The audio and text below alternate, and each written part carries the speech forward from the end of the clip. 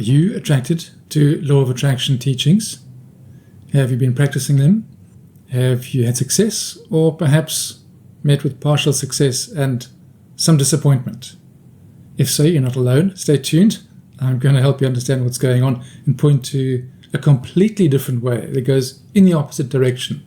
So first thing, law of attraction is wonderful because you raise your frequency, you make yourself a match to what you'd love to have, and the theory goes you attract it into your life.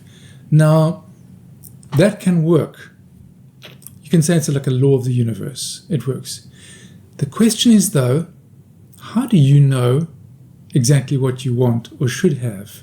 In other words, should in the greater scheme of things, like for your good or for the good of the whole.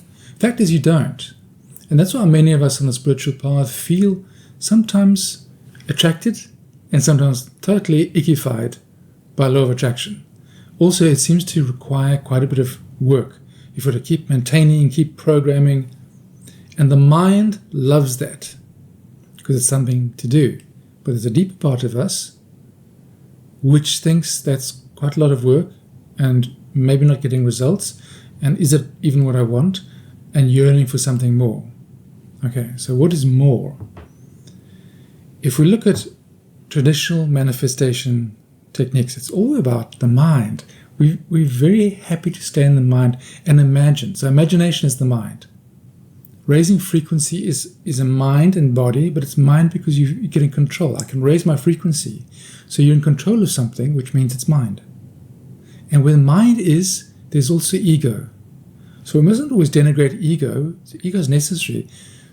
But we have to be aware that when we're dealing with mind and ego, there's the personality involved and then the ego's little agendas. And the ego will tell us that we need things that we don't. And will cause us to miss out on what we really do need. Okay. So the alternative then is to create from being or from presence. Sometimes I call it creating from 5D, fifth density. Now, using the density model, that is the density of consciousness that we are moving into as a planet. If you go along with this idea, I quite like it. So we're in the third density now, passing through fourth and into fifth density. So fifth density is the now. It's presence consciousness. It's being. It is not related to time. And if you purely exist in fifth density, you are non-physical. But of course, we're not going to be non-physical now. We're physical, but we're tapping into fifth density here in physical forms, which, by the way, creates fourth density. Who knew? So 3D body tapping into fifth density creates fourth density. So you can say we're moving to fourth density or fifth. I don't mind. Either. It gets confusing. I'll call it 5D here. It's the now. It is being. It is presence. It is not related to time. It recognizes the now as the only place there is. So how do you create from here? Because the moment you try to imagine something, you're stepping into time. You imagine something in the future to create some present experience. You've got to step into time. And when you do that, mind gets involved and ego gets involved. Okay. So to get around this, what we do, we want to create from being and presence. So how are we going to do that? It stands to reason that if normal creation is by mind and doing and thought is doing, we must do the opposite. With being, we give up doing. Being is, thought does. Being is. So being is, we go into isness. And this is quite challenging for the mind because the mind wants to be in control. So let's see how it works. Suppose we want a car. Now, traditionally, we would feel, I need a car. And then we'd say, okay, let me imagine I'm driving it. So you build a picture in your mind. And you feel it, and you feel the senses of it. This is traditional law of attraction, which will work to an extent. It's better than doing nothing. But now you can get attached to that outcome. But we don't want to do this now. What we're going to do instead is very counterintuitive to us. We're walking along in our life. I need a car. Instead of going up to doing, we're going to go down into not doing. So we recognize the need for a car, and we say, hang on, let me just work with this from being. So we allow it to sit in being, and we observe it. Because here's the thing, that car, it's very seldom that the soul longs for a car. That car is a strategy for a feeling we want to get that the soul already possesses. So we usually go into strategy because it's easier. But now we want to find what's underneath. So we feel into the car. Okay, a car. Maybe I feel a sense of lack. Maybe I want some power, independence. You sit with that and you listen to it. And you feel it in your body. And you do nothing. Here's the thing, because the power of awareness does the work. Awareness, which is your being, which is you, the true you, shines its light on this desire. And when it does that, underneath the desire is the need. What do you really need? And beneath that even is the longing, the heart's longing. So it might start off as the car, but as you feel into it, what are really power, all this, I feel lack. Now the important thing here is you let everything be as it is. You don't try to change anything. You don't shift to the positive. This is the most important thing, guys. If we just get this, do not try to shift to the positive with this process. No, the negative is beautiful. The negative, if it arises, is exactly where you want to be, because we're in the now. So your mind out the door, stop interfering. We want to be with what is. What is what's true. What's here now is true. We want greatest happiness. We need the greatest truth, because the greatest truth is who we are. I am. You are the only truth that you can know of in existence, that you are. So find the truth. The truth right now might be, I feel lack, I feel pain, I feel... So feel that. So feel all the way through it. Feel your lack. Feel what you don't have. It feels bizarre, but you're giving yourself permission to feel all the negatives that everybody's telling that you're not allowed to feel. But I'm saying here, feel it. Because it's true. In the moment, it's true now. And when your body, when your mind realizes it's being heard by the greater you of awareness, it lets go. It relaxes. It eases. I've used the metaphor, the image of a child who's scared of a monster under the bed, who comes crying to you. Don't tell them they're idiots and they're imagining things and go back to bed.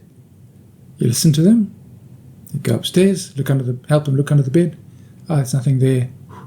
Then the story disappears by itself. You didn't do any force. You just witnessed and helped the child witness. So your witnessing consciousness is helping your mind and ego and everything witness what is true for you.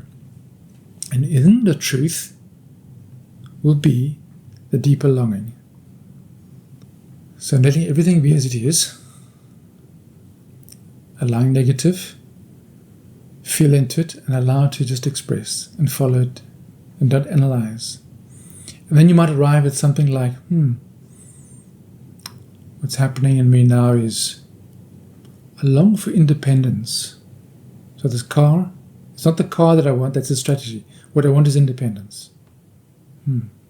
That is closer to the truth of me and what I need. It's a genuine need because it's from the heart. And why it's genuine is that the heart qualities you already possess. It's the kingdom of heaven. You already are what you seek. So now you feel into independence. Now at first it might seem that's lacking. Oh, I'm lacking independence. But when you feel into that lack, let it rest. Independence. What is independence? You might pick up the sense of true independence that is in your soul. This is what I call essence qualities. Qualities of your being. When you simply follow the need down, when you simply follow the pain or whatever it is in the moment and be honest and be truthful to now, the now reveals itself. What is deeper? And then you come to essence quality of your being. Independence. Actually, I am. Independence is me. I am independent. I am independent now. Look, I I work, I breathe, I move independently. And then you can start being filled now with that positive feeling of true glowing independence. Like it's like the gold in you that shines out. Whoosh. And it's the same thing as like value. I value, I am value. I am peace, I'm joy. But you got to this point through sitting with the pain, or whatever was there, whatever lack. Just take one thing away from this, is to sit with the lack, sit with the pain, and see where it leads you down. When you feel it and you listen to yourself, it resolves itself. It's an alchemical process. Okay, so we've gone down. Think of it as like, here's your life. I want something. And we go down into being, and we ask, what's happening now? What's happening now? What's happening now? What's the need? What do I long for? Until you notice there's a peace, value, presence. I have, I am.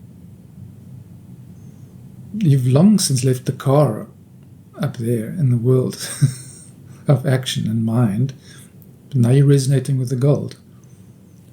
So you can spend a bit of time here in the gold. Wow, I'm actually independent. Independent is my nature. So now here, then you can look at your situation again, like the car. Ah, car. And then see what comes forth in response to the need for a car. You might have a great idea to finance it. You might think, I don't need it quite now. I'll just put it on the back burner. Or maybe I'll take this little step. But it's no longer necessary. You've gone beyond need to a quality of already owning it. So this is the meaning of own it. Know that you have it. If you pray, whatever you seek, know that you have it. Doesn't mean going and imagining, I've got it, I've got the car. Shh. It means I have the essence of what I seek. It's always in me. And when I'm in touch with the essence, it's like gold. It then shines back into my life and says what I really need. Like a common mistake is relationships. I need a relationship. Intending the one who's going to come and make my life complete. But maybe your soul wants you to find your own inner love and respect and independence first. So it's going to deny you that little desire. No amount of program is going to get you that partner. If you do, it'll just be one more partner who shows you that this path of looking for this thing is not what you need right now. What you need now is perhaps quiet time to be yourself. So manifesting at this level, 5D level, you completely let go of outcomes. Because you don't know what's good for you. You don't know what's best for yourself. That's why law of attraction can feel icky to many people. Because you're trying to force, like forcing God to give you stuff. No. Take a step back. Go into being, know that you have it. Then look what comes forth as the joyful expression of this. Then you're more in flow and harmony. But you've got to give up, maybe not a car at all, maybe not a partnership or even health. Give up all the things that you think you're supposed to have. Health, car, money. God doesn't care about money. Absolutely doesn't care. Wants you to know your own inner value. So this is the way to find your inner value. By feeling into exactly what's happening right now. How does that sound? Does that sound workable? It can take a bit of practice because our mind wants to not let us go there. It feels dangerous to feel into the not having. But perhaps give it a try. I'm going to end it here. Well, we'll talk more about this subject. This is my main subject of conversation, is creating from presence and being in presence through the paradoxical path of feeling it, including the negative, being true to what's now. Radical reality is what we're at. Okay, enjoy it. Do like and subscribe, and stay tuned for more.